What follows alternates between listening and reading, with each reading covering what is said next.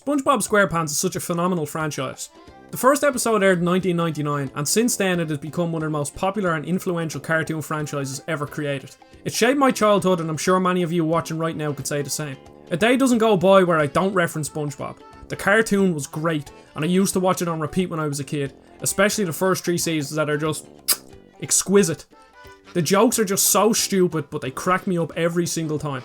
With all famous franchises comes licensed games, and oh god are there loads of SpongeBob games. From PS2 to PS4 and everything in between, SpongeBob is quite the game in legacy. Surprisingly, most of the games are reviewed well. I got the urge to jump back into the series when I saw footage of Battle for Bikini Bottom Rehydrated. I don't own Battle for Bikini Bottom, so I decided to play the game that I have most nostalgia for to see if it held up in 2020. So are you ready, kids? Sorry, I had to do that once in the video. That's the only time I'll do it. Before we jump in though, please subscribe if you like what you see and follow me on Twitter and Instagram, links below. Hope you enjoy. The Spongebob Squarepants Movie Game, developed by Heavy Iron Studios. These are the guys that done Battle for Bikini Bottom the year before. I never completed this game as a kid. You needed 50 tokens to reach the second last level, and I could never get the tokens. I was always one off. So let's see if I can do what 6-year-old me could never do and actually complete a game. So the game takes you through the plot of the movie, pretty accurately actually. You visit all locations in the movie: SpongeBob's Dream at the start of the movie, Goofy Goober Ice Cream Parlour, the Monster Trench, Shell City, David Hasselhoff's back, you get the picture. All the areas have little visual cues that add more character, like these 2 feckers that follow you around the level laughing at you in the distance. It's pretty cool visiting the locales from the movie, and they do a great job of making all the levels look diverse and interesting. The game itself is a pretty standard PS2 era 3D platformer.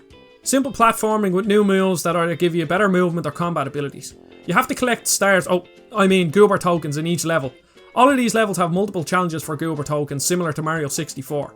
The new abilities can be upgraded by collecting the game's version of coins, which are dumbbells and weights for some reason. I think it has something to do with being a man, so yeah, I guess it makes sense in the context of the movie. Some of the moves, like Patrick's throw ability, are using levels as a means to progress, and they're implemented well into the levels to add some more diversity. I can definitely see the N64 and GameCube era Mario games as being a big inspiration for this game. Nothing wrong with that, but the games as a result are really fun to play. The platforming itself is great. Both SpongeBob and Patrick control really well, and every jump feels the way it should be. They both play very similar in platforming, with the only difference being SpongeBob can wall jump whereas Patrick can swing from ice blocks with his tongues. Their movesets in combat are different though, which makes the very basic combat feel just slightly more engaging so that you don't get bored from level to level.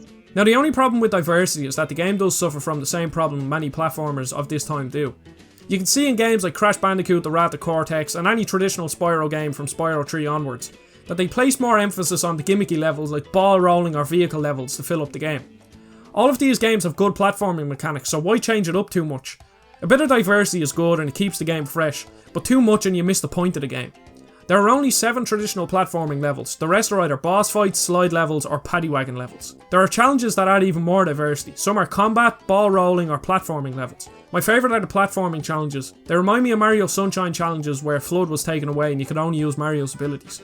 They're not as hard as the Mario ones, but they do offer enough challenge that I died a few times trying to beat them. The ball rolling levels are fine, not too challenging, and then the combat challenges are too repetitive and boring. All in all, I think the game struggles with its identity. More platforming levels would have served the game so much better than the forced diversity.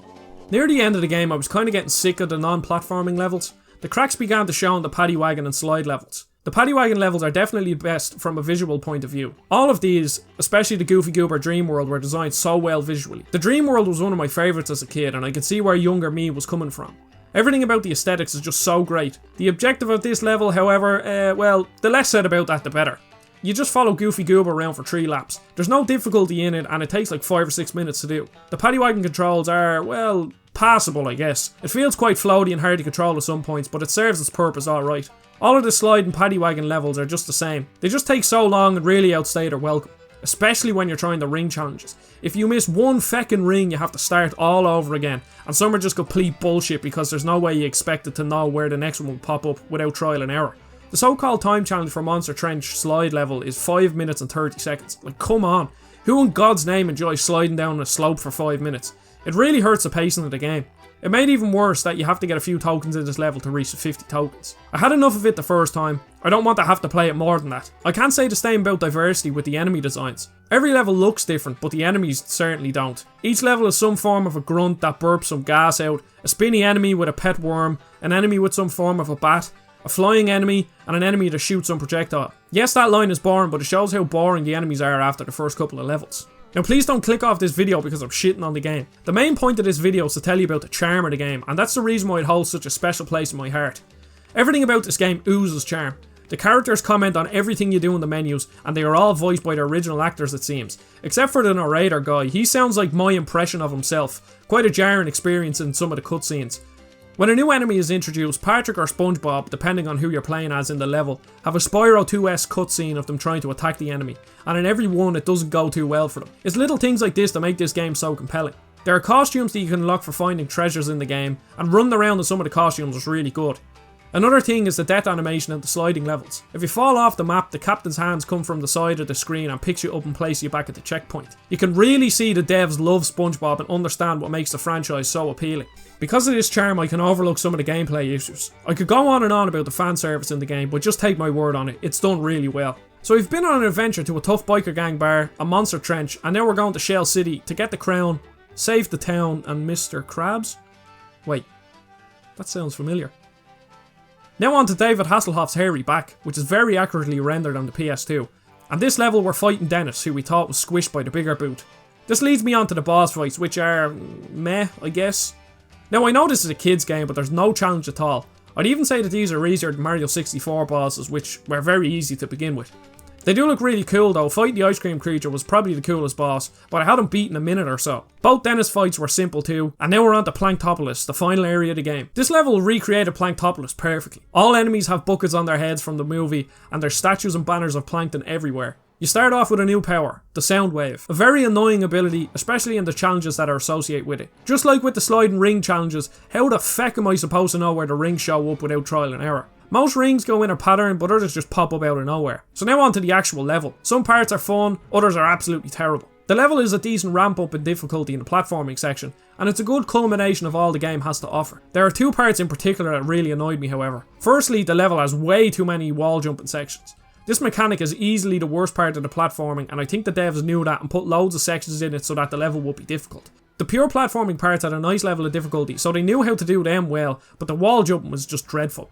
The second thing that I found quite stupid was that there was a specific point where you rolled a bowling ball into an air geyser to hit a moving part. This has never been done in a game, so why introduce it now? It's easy to realise what to do, but introducing a new part in the second last level of the game is pretty pointless. The level as a whole was an okay end to the game. It was definitely frustrating, but I got over it, and now I'm where I got stuck as a kid. I had 46 tokens by the time I got here. I needed 50, so off I went to do some more challenges. So despite my previous struggle, it was actually fairly easy. Some of the time and ring challenges took a few tries, but nothing too crazy. I finally do what younger me couldn't do, and I'm on to the final level before we fight King Neptune. The level is pretty standard driving, mainly a straight path with some obstacles to dodge. The off-putting thing is that the music is really cheerful, not hardcore, even though I'm driving through a burnt down Bikini Bottom. But anyways, with that level out of the way, onto the Krusty Krab with our final showdown against Neptune. Alright, Krabs. Time for you to die.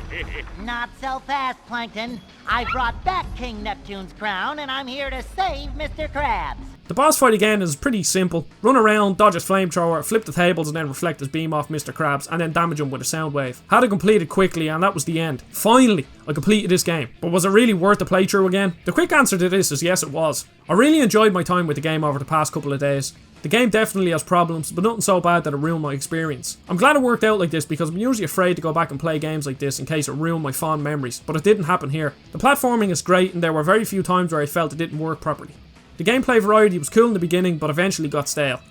The non-platforming levels were just okay as well. They dragged on quite a bit, but were still relatively fun to play.